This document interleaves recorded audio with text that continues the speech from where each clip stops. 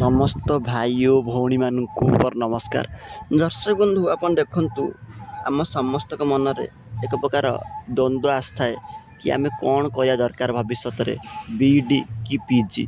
साधारणतः आपन देखुथिबे +2 +3 जो माने करछंती सेमानक मनरे एभले द्वंद्व सामना को आस्थाए एवं किछि किछि लोक तो कहते कि बीडी एवं पीजी उभय करदेले भला आपन को बेनिफिट मिलिबो, किंतु आम स्टूडेंट मानक बदर एक प्रकार कथा मन को आसता है कि जदि आम उभय बीईडी और पीजी करिया एथिरे समय मते लॉस होछि।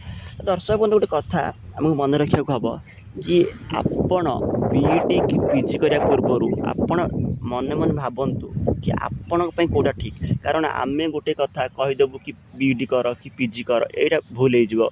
कारण आपण जानछथि आपण सिचुएशन कोन, आपण जानछथि आपण पाठरे केते निपुण, आपण केमिति आगु को बढ़ी पारे सेटा आपने भल भाव जानछथि। आमे जान केवल आमे खाली जस्ट खाली कहि दउछु कि एइटा कले भल कि एइटा कले भल। देखो दर्शक बंधु जो माने टीचिंग लाइन खास करी कि स्कूल पिला को पढ़ार बेसी इंटरेस्ट अछि से माने बीईडी कर पारि, एथरे कोन संदेह नै।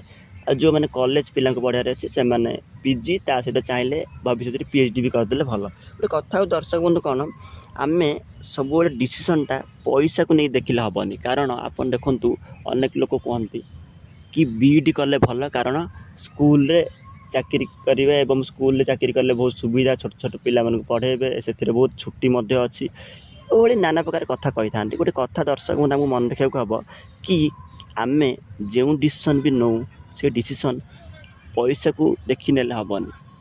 आमे सब डिसीजन देखा दरकार कि कोटा आम पे ठीक हम हुए तो आमको अधिक पैसा मिल जाऊब, किंतु आमको से टेंशन लगे जमी एग्जांपल कॉलेज काम जगह अपन देखिए अधिकांश लोक मत कहते कि कॉलेज रे गोटे प्रोफेसर हो गले 80-90 हजार दरमा।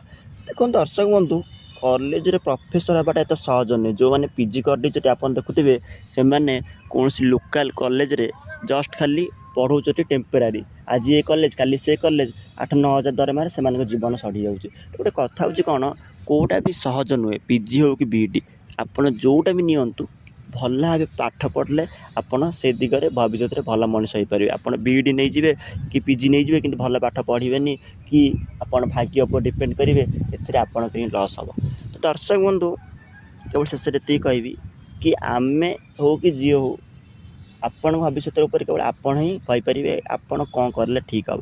तो दर्शक बंधु मुझे टॉपिक शेष कर टॉपिक आज आपको केमी लगे कमेंट सेक्शन में निश्चय जानवे। समस्त नमस्कार।